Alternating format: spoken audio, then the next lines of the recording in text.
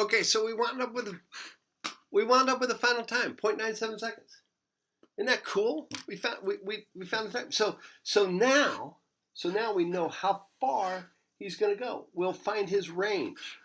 Okay, the human body is not that prone. I mean, when the human body's there's some drag and there's some loss of energy and stuff like that, but nothing like when we're going to see a baseball being hit with the speeds that a baseball's hit in our atmosphere, and a lot of times home runs depend on the humidity in the air, like in Dodger Stadium and in where the Colorado Rockies play.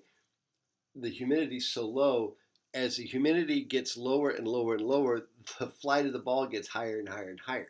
All right, because it gets less soggy, and there's just enough soggy. Like in one of our muggy August nights in Royal Stadium. That's one of the reasons Moose was having such a hard time hitting a home run in August and September, is because the hot muggy nights were keeping some of the ones that were just long fly balls to right center field might have carried if he had gotten to play at Coors Field. All right, but anyway, let's take a go at, so the range. Now, what is the range? How far did it go? Well, looky. Which one of these vectors does not change? What we talked about. This guy. This guy does not change, and we found what that speed was, and so we know what the range is. It's great.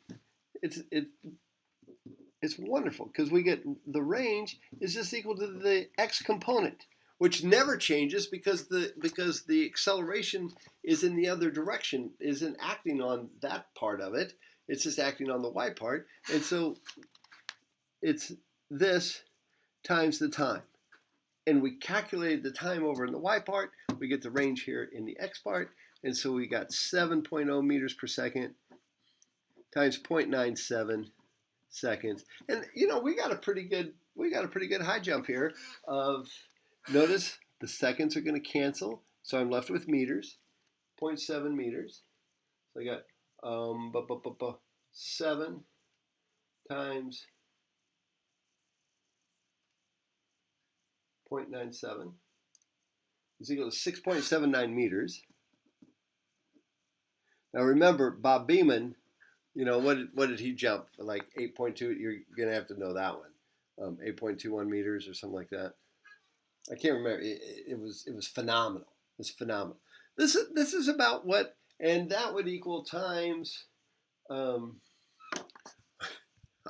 having a moment here. Meters to feet.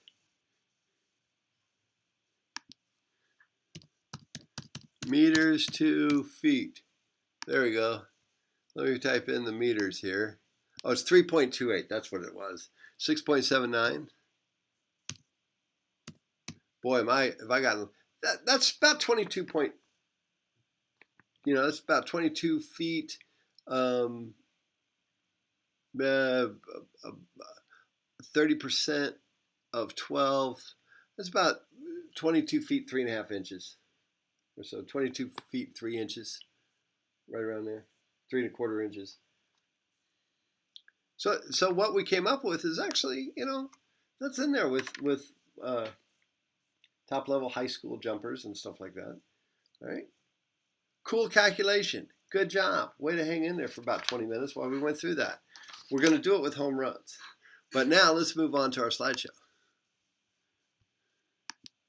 Okay.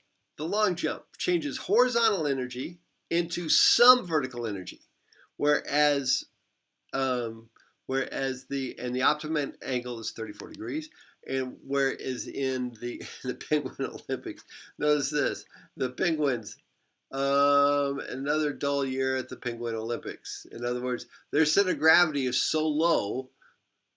Center of gravity of penguins is so low. Now, if you put penguins in the pool, now you got a different story. Those little suckers can swim, and some of them are big suckers. Some of them are 4 feet tall, 5 feet tall.